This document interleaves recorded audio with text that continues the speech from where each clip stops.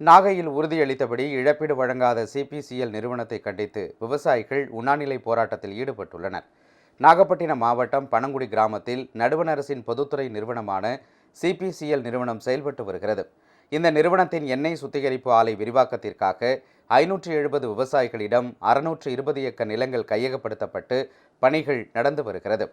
கையகப்படுத்தப்பட்ட நிலங்களுக்கு இழப்பீடு மற்றும் நில உரிமையாளர்கள், சாகுபடிதாரர்கள், விவசாய கூலிகளுக்கு மறுவாழ்வு, மீள் குடியமர்வு இழப்பீட்டுத் தொகை வழங்கப்படும் என அந்த நிறுவனம் அறிவித்தது.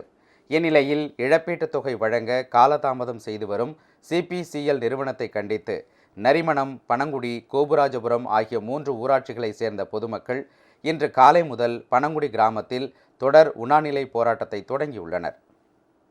அதாவது சிபிசிஎல் நிறுவனத்தை நிலையெடுக்கப்பட்டு கிட்டத்தட்ட 4.5 வருஷமாக ஆகுது. நாங்கள் 4.5 வருஷமாக தொடர்ந்து போராடிட்டு இருக்கோம்.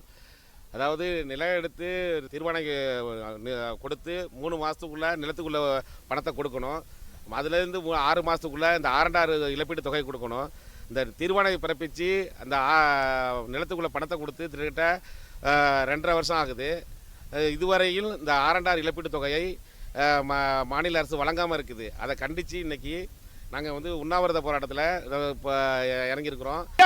ஐயா, நாங்கள் உண்மையை தான் பேசுகிறோம், பொய்யே பேசுகிறோம். நீங்கள் எல்லாரும் விசாரிச்சிங்க, மத்திய சர்க்கார், மாநில சர்க்கார் எல்லாரும் குழு போட்டு விசாரிங்க. இந்த பனங்குடி, கோபுராஜ், நரிமணத்தில் எல்லாரும் தற்கொலை. உண்மையா இல்லாமல் எழுந்திரியுமா?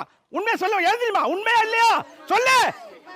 நாங்கள் சாவ ரெடி. அதுக்கு மத்திய சர்க்கார், மாநில சர்க்கார் ரெடியாக தான் இருக்கட்டும். வருவாய்த்துறை குடும்பம் வரைக்கும் எங்களுக்காக மாவட்டம்லாம் சப்போர்ட் பண்ணாங்க. ஆனால் எதுவுமே பண்ணல. இப்போ மெட்ராஸ் ஒரு தபால்னு போய் நாங்கள் போய் எங்களை ஒரு நாயை விட கேவலம் நினைக்கிறாங்க அந்த அரசு. சென்னை நில எடுப்பு ஆணையரிடம் உள்ள தங்களின் கோப்புகளின் மீது உரிய நடவடிக்கை எடுத்து இழப்பீடு தொகை விரைந்து கிடைக்க முதலமைச்சர் நடவடிக்கை எடுக்க வேண்டும் எனவும் அவர்கள் வலியுறுத்தினர். இந்நிலையில் உண்ணாநிலையில் ஈடுபட்டுள்ள விவசாயிகளிடம் பேச்சுவார்த்தை நடத்தும் முயற்சியில் வருவாய்த்துறை அதிகாரிகள் ஈடுபட்டு வருகின்றனர்.